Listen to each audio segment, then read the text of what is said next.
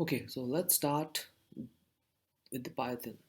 And to launch Python, we'll use the Anaconda. So let's see how we can start the Anaconda. So if you have installed it in your Mac or Windows, you can go to its search bar and you can find this Anaconda Navigator. And if you are using Windows, you can put your Anaconda into a search bar and you will get this Anaconda Navigator.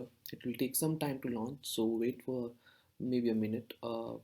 Depending upon the system you are using, it will take some time to start. And this beautiful platform you will see where you will get different applications. You can see that right now. So you have Jupyter Lab, Jupyter Notebook, Qt Console, Spider, and these are the some other frameworks or the platforms you can see available. And right now we're not going to that. Even the RStudio and VS Code, which is Visual Studio, is also available. You can install it explicitly if you want, but our prime focus is going to be only on Jupyter and Spider. And you can see that Jupyter is the web-based interactive computing notebook environment where you can edit and run human readable docs, or even you can do the lot of data analysis. So our whole data science work will be mostly doing on the Jupyter notebook.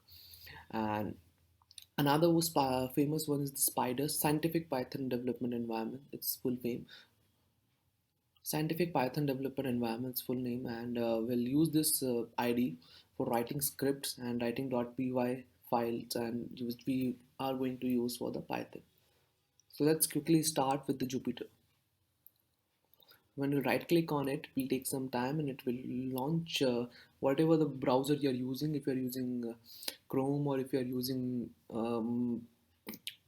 Internet Explorer in your Windows, or if you're using Safari, so it will launch into that. And you can see that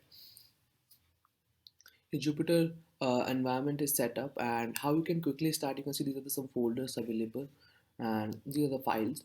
So if you want to start some new new file, you want to create a new page and new notebook. So everything here is more is called as notebook and Jupyter notebook. So you can easily go and just right click on it and it automatically provide you the Python 3 environment, because you whichever Anaconda version you have installed, accordingly that Python will be inbuilt into it.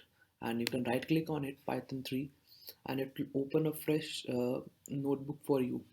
And we'll see that kernel is ready and everything is right. So you can give some name to it. For example, tutorial 1. I'll give one name to it, and you can see that this is the name of your file. If you'll go there, you can see that tutorial 1.ipynb file. So this is the Jupyter syntax in which this Jupyter notebook save its file. It's in .ipynb syntax, and whatever you will write. So I'll take you towards a little bit uh, what are the different functions or controls available in Jupyter Notebook. So if you'll see, this is the file. You can, through this you can open a new notebook. If you have some pre-install or Jupyter Notebook already available with you, you can open with this and you can provide the path, whichever notebook you want to open. And if you want, you can make a copy of it, you can rename it, and you can save it. You can download this as a .py file. You can download as a .html file also. You can download it as .md, it's a markdown. And you can download as the REST file also, which you can integrate with your website. And with the help of LaTeX, you can even download as a PDF file.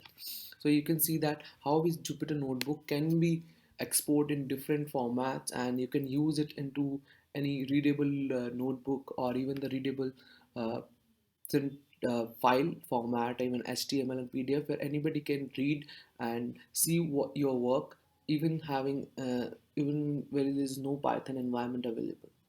So that's the beauty of it. And these are the some things, some functions available for cut cell and copy cell. So this we'll see when we'll start working on it. And let's see. So these are the some controls which is directly available. So if you want to add new cell, you can easily use add. If you want to cut, you can use this cut. And if you want to move your cursor up and down, you can use this command. And if you want to run some code, for example, I'm running here right now, let's do print.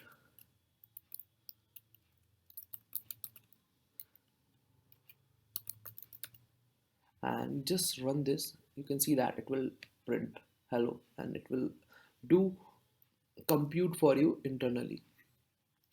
So there are three, four options available for you. First is the code. When you will write, put any cell as a code, it will expect the input into a Python language, or you should code into Python language.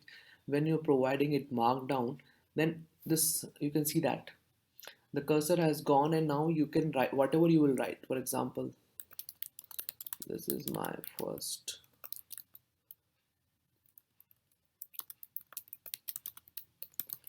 Python tutorial, and when I'll run it, you can see that it has become like in syntax, and it has become like an comment. So you can provide your comment. If you want, you can provide there's a heading also. You can see that it has become like a heading. So when you run it, it will be bold and it will be of much bigger size, so you can provide the headings. So like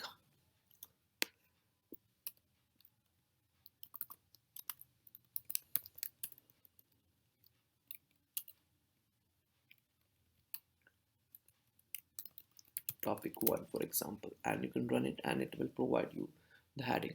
So that's how you can easily use and this Jupyter notebook, and we'll cover everything in Jupyter notebook in our later section. Thank you.